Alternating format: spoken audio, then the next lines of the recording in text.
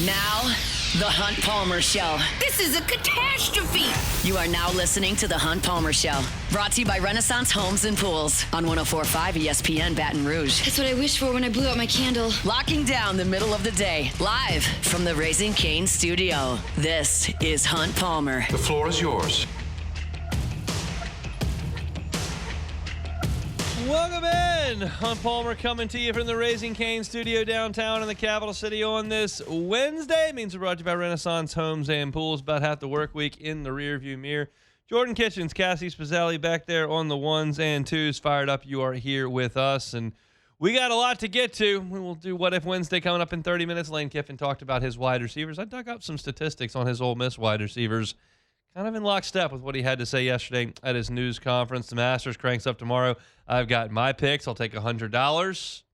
See how we can do over the course of the weekend. We'll grade it out on Monday. Koki Riley of The Advocate covers the baseball team. He'll be here at 2 o'clock. The Saints have picked up Brian Brzez's option. Good idea, bad idea. My thoughts in hour 2 and my SEC baseball power rankings coming your way as well. So lock us in. Let's crank it up with our opening drive. Welcome to the big league. It's time for Hunt's Opening Drive. Presented by Fabry Chevrolet GMC in St. Francisville. These midweek games are getting almost impossible to watch. I laid it out last night for you. Told you they don't make it easy. They fall behind every week. They're fighting, scrapping, and clawing against teams from the Southland and the SWAC. And last night was no different. LSU got into a slugfest with Bethune-Cookman. And LSU bashed out 11 hits, hit the ball out of the ballpark, stung it up and down the lineup. But the pitching faltered. The defense faltered. The two biggest warts on this team showed up in spades. Bethune-Cookman gets out with a 10-7 win from Alex Box Stadium. It looked good to start. Marcos Paz goes out there and gives you what I was looking for, a 5-pitch first inning. Yes. And then LSU goes and gets 2 runs in the first inning. Okay. You go to Knoxville, you get a dramatic series win, you come back home, had a nice crowd, the weather's good, your starter gets you a quick inning, boom, you go out and get 2. Let's roll. Run rule these guys. Bam, Bethune-Cookman 3 runs. 6 hits in the second inning. Only one of them was cheap, a little flare into right field. The other ones were rockets all over the place. And from that point forward, you were in a dogfight. LSU tied it in the second, took the lead in the third. Bethune-Cookman tied it in the fourth. LSU took the lead in the bottom half. Bethune-Cookman tied it in the fifth. LSU tied it in the bottom of the sixth on the Jake Brown homer. And then you had the 7-run fifth. And 7-run fifth is where the 5-run seventh, I should say, is where I'll spend some time right now. Like, this is a problem. I told you yesterday, Gavin Guidry threw over 50 pitches. He's not going to be available. Zach Cowan threw over 50 pitches. He's not going to be available.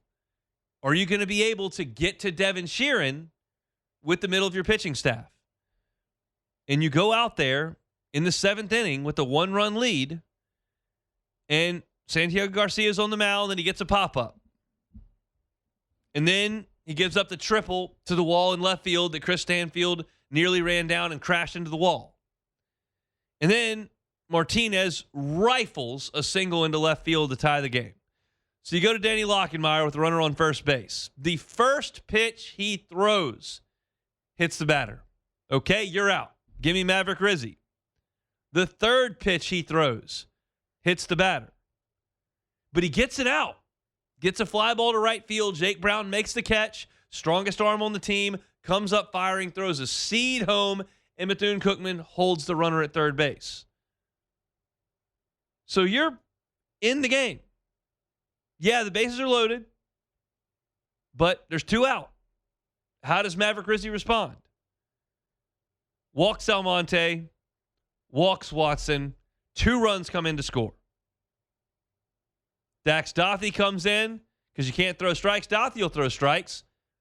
He throws a strike on the first pitch, and it's smoked to second base, and Seth Dardar plays it off to the side. It rolls up his arm into center field. Now, it looked like Seth Dardar had mangled his leg earlier in the game, and the umpire did shield Dardar's view briefly on a hard-hit ground ball. The play has to be made. Cost you 2 runs. And that, in a nutshell, that inning is what has plagued LSU. You got an inconsistent bullpen that does not throw the ball over the plate. Maverick Rizzi has now allowed a total of 21 free bases between walks and hit batsmen in 17 and a third innings. 21 free bases in 17 and a third innings. Significantly more than 1 an inning. And you lose the game. I have a far bigger problem with the relievers hitting 2 guys, walking 2 guys, and the second base making an error. A far bigger problem with that than the next half inning where you got gifted 2 base runners via hit by pitch and you loaded the bases with nobody out, and then Milam and Brown and Pearson struck out. You strike out sometimes. It happens. The guy made some good pitches. He threw a good changeup to Milam. He threw a good changeup to Brown. He threw a good 3-2 breaking ball to John Pearson. He got out of the inning. It happens. People strike out. You don't have to hit guys with the lead. You don't have to walk guys with your now veteran sophomore reliever with the bases loaded in a tie ball game. That's why you lose. There were other issues in this game. But the bullpen, which had to be counted on because you didn't have Cowan and you didn't have Guidry, and Sheeran wasn't coming in at that point, it faltered because the depth of this pitching staff is not very good. Kason Evans is functional on Fridays. He was spectacular against Oklahoma. He's been okay in the other games in the SEC, but he's functional. William Schmidt is functional. Zach Cowan's been excellent recently. Sheeran can be overpowering. He's been pretty good. Beyond that, you've got a bunch of guys who are every once in a while really good and far more often wildly inconsistent. That is what this pitching staff is today. And that's, to me, what cost you the game. You let a team come in from the SWAC and bash 12 hits, draw a pair of walks in crucial spots, get hit by 4 pitches, and hang 10 runs on you in the midweek. You aided him with an error at second base. You made 2 errors in the game. It's just not nearly good enough. It's not nearly clean enough. And I'm just talking about the errors. It's not an error when they hit a big chopper at John Pearson and he plays it off his body and doesn't get it out. It's not an error when they rip a ball off the wall in left center field. Curiel makes an incredible play to catch the ricochet, fired into the infield. Dardar makes the catch. Bethune-Cookman's running through a stop sign. Dardar's got a chance to throw him out, and he misfires to the bag by 8 feet, and the kid's safe. That's not an error. It's just not clean defense. It's not championship-level defense, and LSU doesn't play that or anything close to it. Offensively last night, LSU had its issues statistically, like you left 15 men on base. But as I've said many, many times, good offenses leave men on base. Bad offenses go up and down in order. If you're creating opportunities, more often than not, they'll start to cash in. And LSU scored 7 runs. LSU hit the ball hard at times. Brown launched a homer. He hit a line drive off the wall in right field that must have been 1,000 miles an hour off the bat. Aaron Beatty missed a homer to dead center field by 2 feet. Trackman sitting next to me had 409 on that. He also ripped a single into left. Derek Curiel had 2 RBI hits, one up the middle that was really nice, one to the left side of the infield, which was really nice. You saw some good things from the LSU offense, but it wasn't enough, and it wasn't enough because the defense and pitching staff let them down greatly. This is an LSU show, and our conversations are going to be about LSU. I'm not going to spend a lot of time on Bethune-Cookman here. I will tell you, for those that didn't watch the game, if you think Bethune-Cookman and you just think SWAC baseball and you just think what you've watched from SWAC baseball over the years, this is not that. I've watched a lot of SWAC baseball. Now, the pitching had some, as Roger Cador calls it, trick pitchers. They were throwing some sidearm. They had one guy that was coming in and throwing sidearm half the time and over the top half the time, 82-mile-an-hour fastballs, 83-mile-an-hour fastballs, 62-mile-an-hour breaking balls. There were a couple of those. But more so, this was an offense for Bethune-Cookman that was ready to play. And it's an offense that has a lot of players from Venezuela and Dominican Republic and Puerto Rico. And they've done a really good job at their campus in Daytona Beach, Florida, of going into Latin America and filling their baseball program. And that team could play. They could make plays in the infield. They could run down balls in the outfield. And they could hit. And they did hit against the bottom of LSU's pitching staff. I'm going to get into some resume stuff down the line. I've got a story up right now if you want to get into that at louisianasports.net. It's not the time to do resume stuff right now. It's April the 8th. As I wrote, you've got 18 conference games left in the regular season, plus at least one in Hoover. That's 19 league games you're guaranteed. You have 4 midweek games left. The 19 are going to dwarf the 4 the rest of the way. It's a Bethune-Cookman team that's going to be in the tournament, and it's a functional baseball team. It's also a team that LSU should go into Alex Box Stadium with a 2-0 lead, with a 4-3 lead, with a lead, and hold it. And this pitching staff couldn't do it. And that's super bumming. Now, when you go to Oxford on Friday, Case and Evans will be ready. And look, Zach Callen will be ready. Devin Sheard will be ready. They'll be ready. But in these midweek games, you continue to trot out pitcher after pitcher after pitcher after pitcher after pitcher. Nobody on LSU's team got 8 outs yesterday. You used 1, 2, 3, 4, 5, 6, 7, 8, 9 pitchers to get through 9 innings, and you didn't have enough stuff. You got crushed. They bashed baseballs all over the yard all night. And it's really, really disappointing for LSU to come off an emotional high in Knoxville, come home to Baton Rouge against a team you should beat, and lay an egg with the pitching staff. It's disappointing. The offense continues to be a bright spot. They've got to fix pitching, especially the depth. The front line is not where it needs to be, not really all that close, but you can see signs of it. The back end has got to do a ton of a better job than that. Zion Theophilus is okay. 2 innings, gave it to Homer. Garcia was good for a stretch. 2 1/3. Paz had a good first inning, awful second inning. Just not enough. Not enough depth, not enough talent, and not enough production. And that's a tough pill to swallow as you lose to a team with an RPI in the 170s, and that's just not going to do any services. LSU now needs to get into the business of winning baseball games so that their metrics can drastically improve, because you still got room to do that, and we'll talk about it probably on tomorrow's show. But that was a bad loss last night, no matter what you think or say. You may say, well, it's a decent RPI loss. They're going to win a lot of games. Their strength of schedule is so bad, their RPI is going to be terrible. This will be a saddling quad 4 home loss for LSU, and it pairs with Sacramento State twice. It pairs with Northeastern. Pairs with McNeese. Not good at all from LSU on the diamond. Last night, they'll get to practice today. They'll hit the road for Oxford tomorrow, and it'll be LSU and Ole Miss for 3-game stats starting up on Saturday. Very likely, Case and Evans versus Hunter Elliott in that one, too. Really good pitchers for their respective programs. So that's our opening drive. When we come back, Lane Kiffin talked about his wide receivers, and maybe go do some digging about his Ole Miss guys. We'll talk about that next. The Hunt Palmer Show.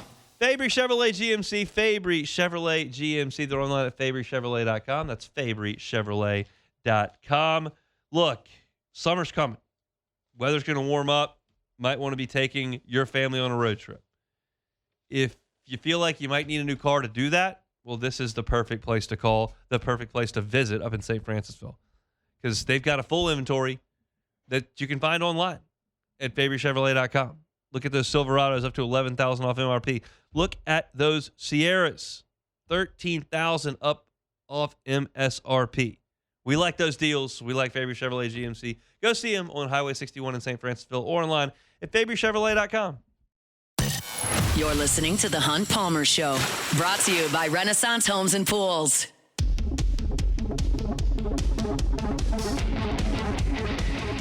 Stay in the game from LouisianaSports.net. Text LSN to 225-499-1045 for breaking news, instant updates on LSU, the SEC, and everything happening across the world in sports.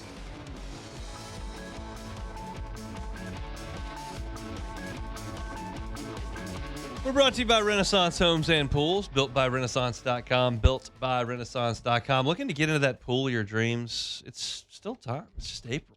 You got plenty of time to get that pool, and you can have it for late summer.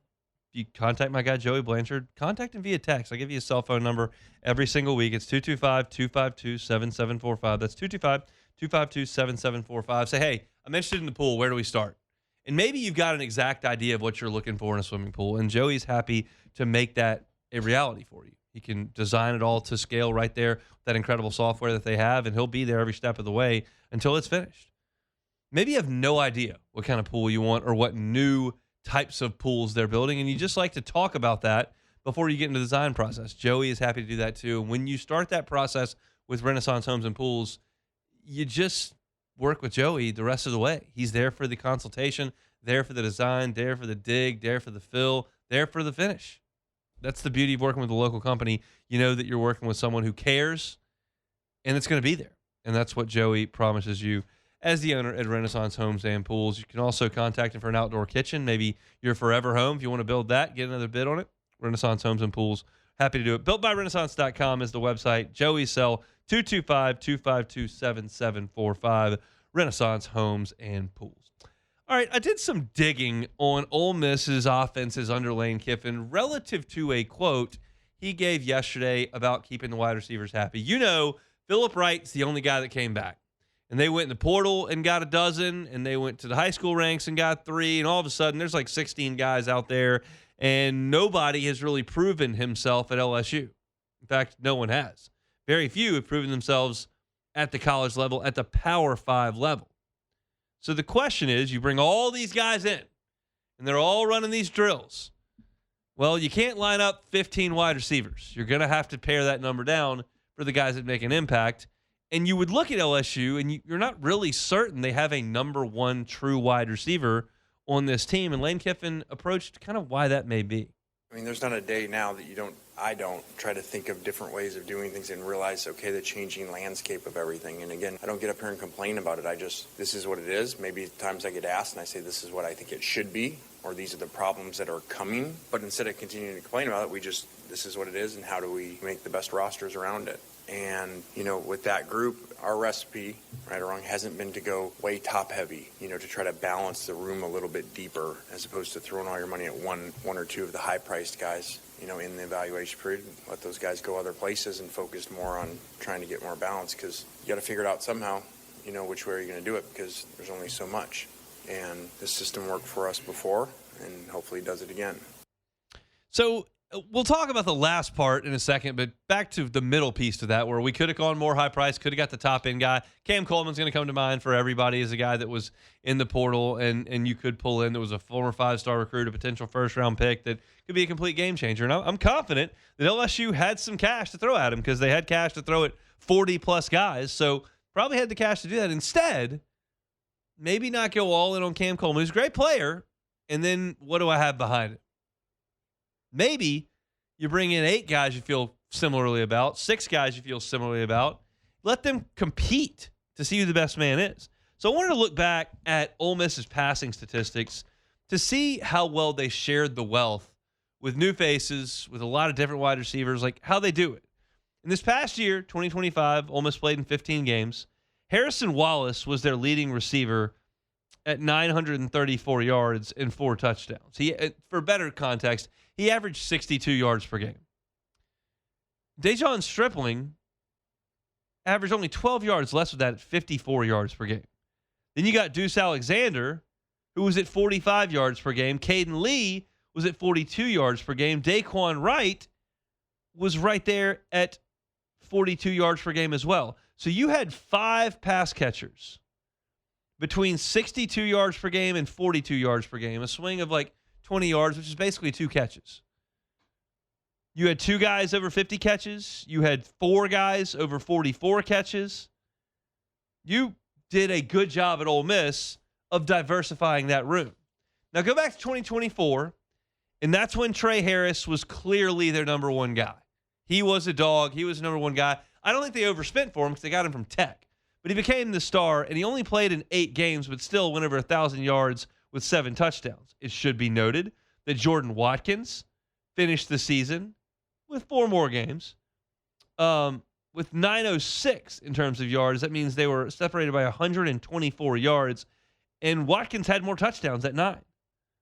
They had another receiver in Caden Lee who went for 875 yards.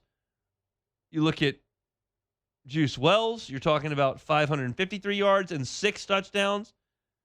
Like, they diversified this thing very, very well in 2024, even though they lost the late games to Kentucky and Florida. Back 2023, a team that would have qualified for the playoffs if it was a 12-team playoff.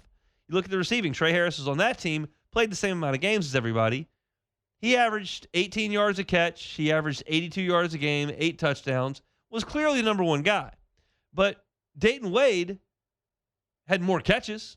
He had 55 to Trey Harris's 44. The yardage was close. You're talking about 830 to 985. That's 155 yards difference. That's pretty close. And then Jordan Watkins was right there, and he had 741 yards.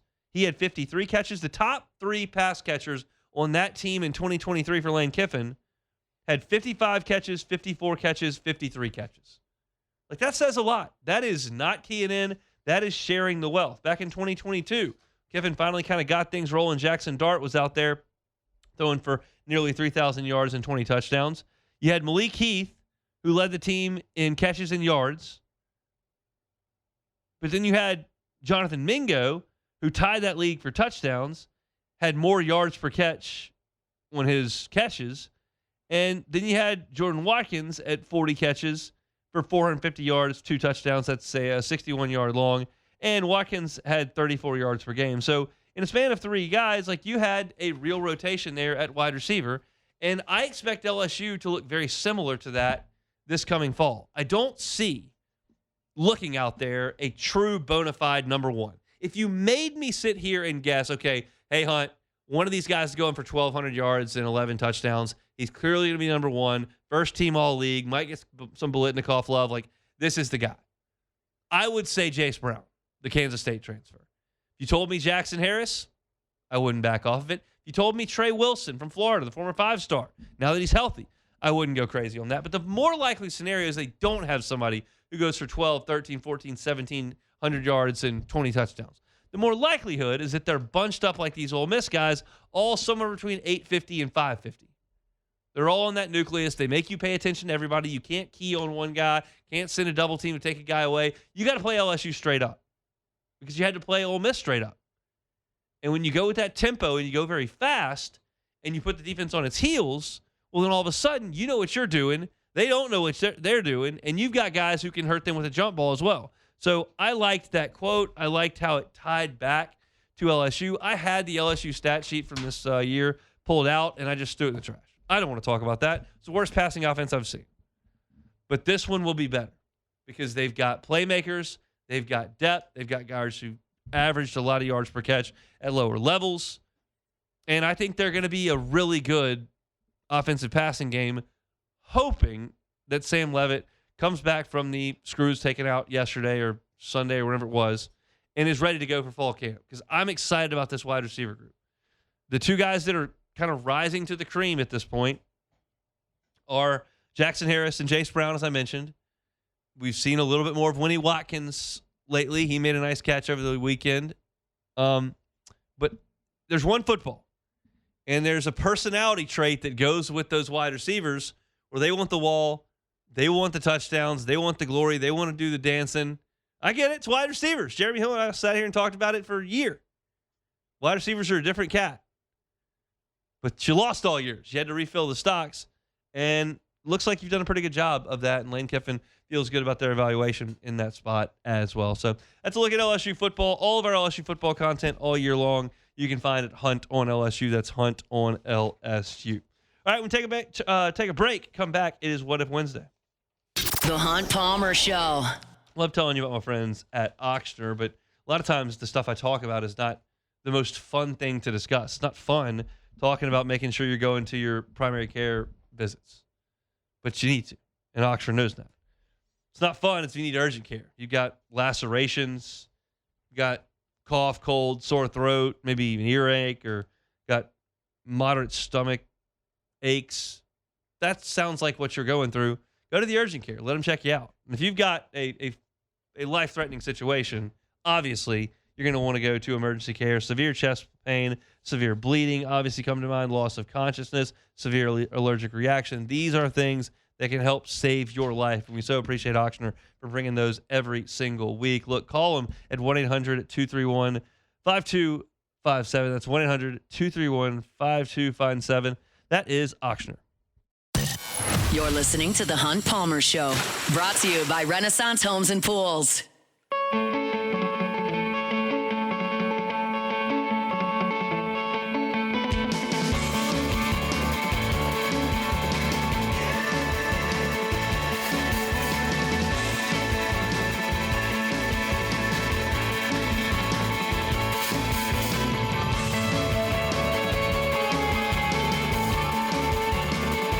Remind you about Gotro's Outdoor Power. Gotro's Outdoor Power. It is officially springtime. It is officially growing season. It is officially time for you to take care of that grass. If you need a zero-turn mower, whether it's your first or the old one's just not getting it done anymore, Gotro's Outdoor Power is where you need to be. Family-owned and operated for 22 years. Baton Rouge location, on Airline Gonzales location as well. Got on-site financing, 0% financing is available. And I told you about this yesterday. Been telling you about it as well. They've got their own extended warranty. Gotro's is the warrantor. So if you go and buy that zero-turn Hustler mower from the folks at Gotro's Outdoor Power, you can add 2 years or 200 hours to the manufacturer's warranty with the folks at Gotro's Outdoor Power. They will guarantee that. Look, that's a piece of machinery, and it can be pricey. So if you want to make sure that it's under warranty, go with the local company that's here to help you with that. That's Gotro's Outdoor Power. They can get you behind the wheel of a new zero-turn for $100. So why not take advantage of that? Go see them on Airline in Baton Rouge or, of course, in Gonzales. Gotro's Outdoor Power. They're online at GoTrosOnline.com. In about 30 minutes, we'll talk to Koki Riley from The Advocate. He was at the box last night as LSU dropped game to Bethune-Cookman. I got a feeling y'all are going to hit me with some questions about that coming up here in this segment. We'll talk some Saints football as well as Brian Brzez's option was picked up, so stick with us. But right now, it's What If Wednesday. Time, space, reality. It's more than a linear path. Where a single choice can branch out into infinite realities. Follow me and ponder the question. What if? All right, so what if for midweek games, LSU only call fastballs down the middle? Does that change anything? Yeah, they'd get smashed. You can't just throw fastballs down the middle. I appreciate the question, and there are times where I would like the pitcher to just throw a fastball down the middle. Because, I mean, LSU in 2 instances last night had a 3-0 count on the mound and just threw a pitch that was completely non-competitive. And you know, in that instance, they're trying to throw a fastball down the middle and just can't do it. And that's the very, very frustrating thing. It's something that I just don't think is going to get fixed. You can count on Kason Evans way more often than not to throw to the plate. He didn't against Tennessee, against Vanderbilt, but more often than not he will. Schmidt's throwing it over the plate. Cowan definitely does. Sheeran's been okay in that department. There may be some other guys that you go to like Dax Dothy, who is primed to throw more strikes. Connor Benj is primed to throw more strikes. But yeah, if you just throw in the one down and not throwing a single breaking ball the whole game, college hitters will probably make you pay for that. Yeah, you're probably going to get cooked. So what if we play the same lineup this weekend as we did last night? We seem to improve a lot. Granted, the middle errors with loaded bases and no outs needs to be drilled so it stops happening.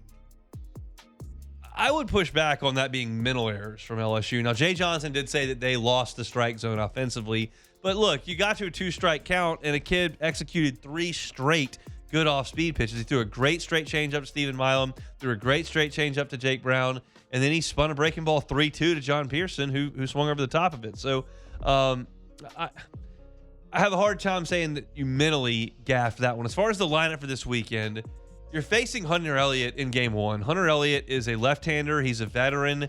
He's got a 3/4 arm slot. He loves to ride the fastball up in the zone, loves to spin breaking balls that sweep a lot. And that may not be the best matchup ever for Mason Braun, who's 3 years younger and hits from the left side of the plate. You might need to go with Cerno, with Aaron Beatty, with Yaman. I'm not ready to throw Zach York out there, especially against a tough left-hander like Elliott. So I don't think you'll see the exact same lineup. I think you might see a change at first base depending on Cerno, Aaron Beatty, and who he wants to catch, and then what Yaman can do as well. But I don't think you'll see the same lineup. All right, so what if LSU loses 1 to 2 more midweek games? Does this change the math of how many games or how many SEC games they have to win to host a regional or get to the NCAA tournament? Probably. I wrote about this at LouisianaSports.net. If you're curious, it's not an intensive piece. In May, I'm going to go in and dive into the RPIs and go nuts, whether it's to try to get in the tournament, whether it's try to get on the host site, whether it's try to get a top 8, wherever LSU is, assuming they don't lose the 9 games in a row starting now. Oh, Lord. I'm going to be diving into the nitty-gritty of it every 2-3 days, but not this time. I just said this time you have a minimum of 19 games in SEC play. You got 18 regular season and at least 1 in Hoover. You got 4 midweek games. So the conference games are far going to outweigh the midweek games. But you have to win against good teams. That's what you have to do in conference. So, no, they don't need to lose anymore. You don't need to lose to Northwestern State. You just don't. So they need to get it in gear. They need to win those games, and they need to take care of business on the weekend as well. You're getting to a point where you've lost enough games to where they all matter to a certain extent. Oh, that's kind of scary. That is kind of scary. So what if you could play the par 3 course at Augusta, or you could single seat reserve anywhere on the course for Sunday? I would play the par 3 course. Par 3? I would love many places on that golf course. I would love to watch 12 on Sunday. I would love to watch 16 on Sunday. I'd certainly like to watch 18 on Sunday. Okay. A lot of great holes in that course, a lot of memories that have been made all over the place, and to see the winner come through and do something crazy would be awesome. But I want the clubs, I want the balls, I want the caddies, I want the par 3 course. I want to go play. That's what I want to do. Okay. I can theoretically buy a ticket from now till eternity to go sit at the Masters. You could. It will cost me significantly if I don't win the lottery, but I can do that. I can't play the par 3 course unless somebody invites me to do it. So that's going to be the deal. So it's invite only. Oh, yeah. So does it have to be like somebody that already won, or is there any golfer that's already there? Members. Okay. Oh, members of the course. Yes. Okay, never mind. It's a little bit more exclusive, of course. Okay. Very exclusive. I don't quite qualify. All right. So what if you got $20 to spend at the Augusta concession stand? I'm mad. We did this. I had it up yesterday. I got the concession stand up here. Okay, let me know. I know I want a beer. Well, that's happening. I'm about to say we need a beer. I'd like to get the day started with some breakfast, so we're gonna go with the breakfast sandwich. That's $3. Okay. So we got 17 to play with here for the rest of the day. I have to go immediately to domestic beer. That's 6. So I've spent 9. All I've right. got $11. I'm getting a second beer. All right. So we're on that. That's chicken salad sandwich? So we're up to $15 there. We're up to $15 with 2 beers, my breakfast sandwich. I got $5 to play with here. All right. We're gonna go with a Georgia Peace ice cream sandwich. Okay. And then I can get. So that's $3 or $2? I can get that's $3. Okay. So that's now $12 on beer, up to $15 with the breakfast sandwich, and $3 with Georgia. So I have $2 left. Give me some chips. Okay. Middle of the day. Middle of the day. You know, it's funny you said $12 for 2 beers, and I'm thinking that's not even one at the Superdome. I can't wrap my head around that. But I definitely have to go off rip. Got to get 2 beers. You got to have one, drink quick. Second one I'm sipping on.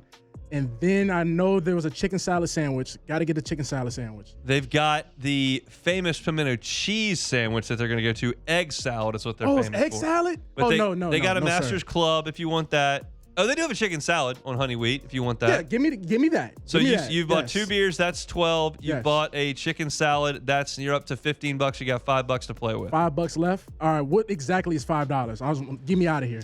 You got to work to spend exactly $5. Exact, you can't. Okay. You can get any sort of snack where you got cookies, candy bars, ice cream I sandwiches. heard about them candy bars. They got a new candy bar this I'm about to year. say, So give me if a you're gonna go with the candy candy bar. bar, Give me a candy bar. that's $2.25. $2.25. So you can get another one if you want, or you can go with some cheese straws or a cookie. You know what? I'm gonna get another one. And I'm not gonna eat it just to have it. Like I'm gonna keep that one.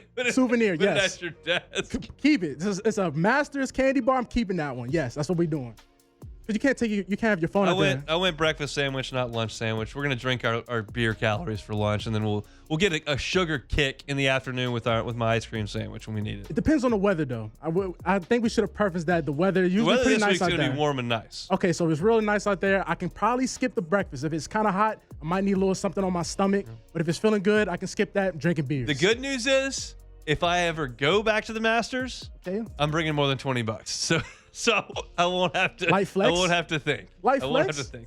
Look, I don't have much. I can't retire today, but I do have more than 20. You're right. I can splurge for more than 20. So we'll make sure that's available if and when I go back. Especially if you're buying your own master tickets, you gotta need a little bit more than 20 on your pocket. Yeah. You win the lottery. I don't think they're that expensive. You win the lottery. When you get to the secondhand market, it gets a little bit dicey. Some scalpers in the parking lot. Can't do it. Can't do it. All right, so that's it for What If Wednesday here on this Wednesday. Still got a lot to do here on the show. Koki Riley will be here in 19 minutes. He was at the box last night covering baseball. Just wanted to ask him what he saw up in Knoxville from this team, what he saw last night. Talked to Jay Johnson last night, Derek Curiel as well, and then what's to come this weekend in Oxford, Mississippi. The Saints have made a decision on Brian Brzez's option, and I see baseball power rankings coming your way. I spent a good amount of time on those this morning, so we'll get into to some of that at 2:30. So still lots and lots to do. Our Wednesday show is brought to you by Renaissance Homes and Pools. You can find them at builtbyrenaissance.com. That's builtbyrenaissance.com. When we come back, I'm going to take $100 of imaginary money, and we're going to bet the Masters. I'll tell you how it goes next. The Hunt Palmer Show. Speaking of Swing Easy Golf Club in Baton Rouge, swingeasygcbr.com. You may not get invited to play at the real course. You can play it on the simulator, though, over at Swing Easy Golf Club. It's a lot of fun. I choose to play that course a lot of times. I've also teed it up over there at Pebble. Y'all probably saw me hit 600 shots on number 7 at Pebble. But you don't have to play a course. You can just work on your game at the driving range session as well. Just turn that on. You get the TrackMan data. You can see the trajectory of your ball. You can see where you make impact on the club face. You can see your carry distance as well. Ball speed coming off the club face. Very useful if you're a scratch player or if you're just a beginner trying to see how consistent you can be. So if you're looking to work on your game, no matter your skill level, go over to Swing Easy Golf Club and do it there. It's on Segan at Perkins, swingeasygcbr.com, Swing Easy Golf Club here in Baton Rouge. You're listening to The Hunt Palmer Show, brought to you by Renaissance Homes and Pools.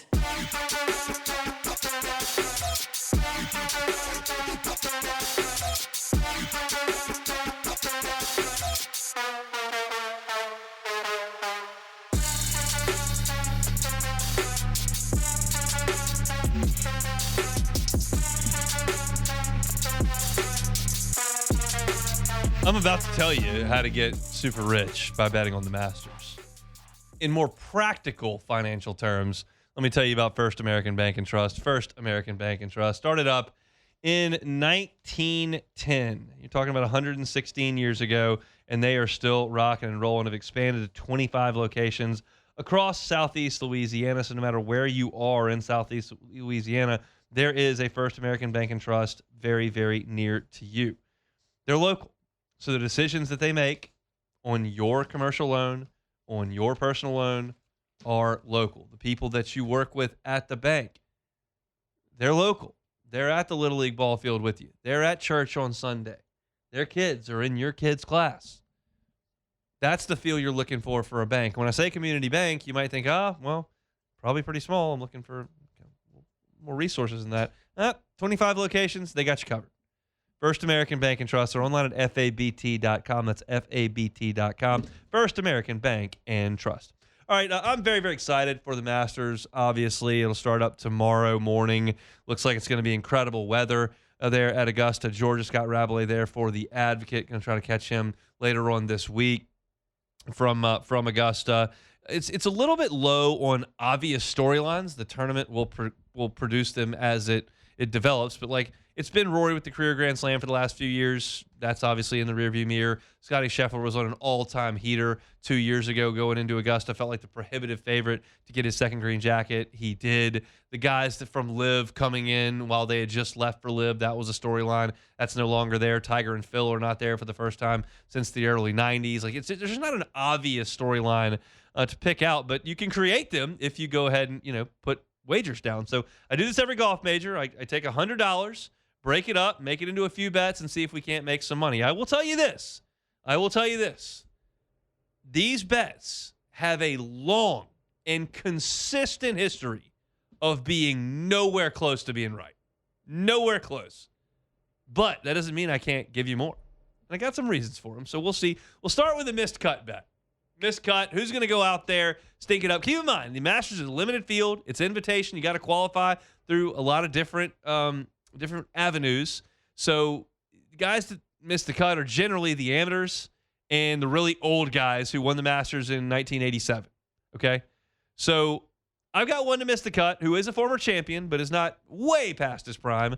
but I don't think he cares about golf anymore. So I'm taking Dustin Johnson to miss the cut. Plus 104 is the number there. Bet 20 on it, win 20 on it. This is the lowest play here. Just a little feed the fishes type deal. The rest of them trying to actually get a hit out of, but I don't think Dustin Johnson gives a rip about golf, and certainly don't think he's going to make the cut. So I'll take Dustin Johnson, miss the cut, plus 104. All right, now into the real bets that are have some actual odds stacked to them.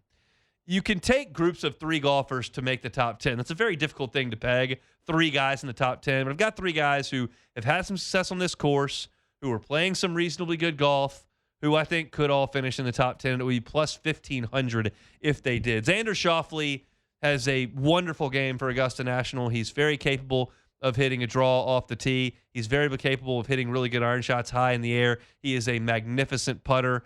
He's had some success at Augusta, had one slip through his fingertips when he hit it in the water on 16 on Sunday. Good player. Ludwig Aubert has every ability to play at Augusta. He hits it a country mile. His swing is gorgeous. He never seems to be too aggressive, never seems to be out of control, always seems to be in the right frame of mind, and played okay at the Masters last year. So give me Ludwig as well. And then Justin Rose has a tremendously good history at Augusta, just never won. He's lost in 2 playoffs and has been knocking on the door for a lot of years. He's played some good golf the last 2-3 years. He was obviously the runner-up to Rory McIlroy last year. Give me Xander Schauffele, Ludwig Aberg, and Justin Rose, all to top 10, plus 1,500. That's $50 bet here to win $750 on that one. I like it. Harris English.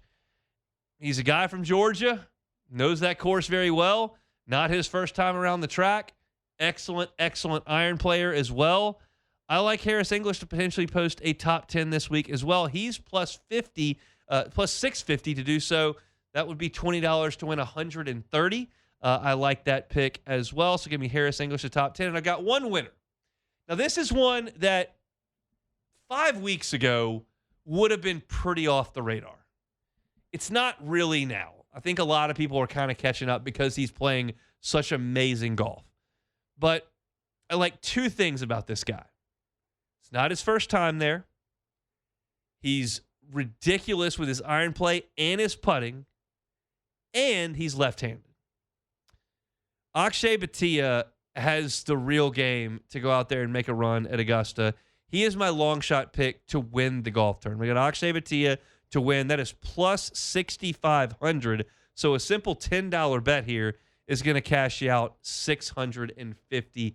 Lefties have had a ton of success at Augusta over the years. Of course, Phil Mickelson has his 3 green jackets. Bubba Watson has 2 green jackets. Of course, you saw the unlikely scenario where Mike Weir won a Masters from the left side.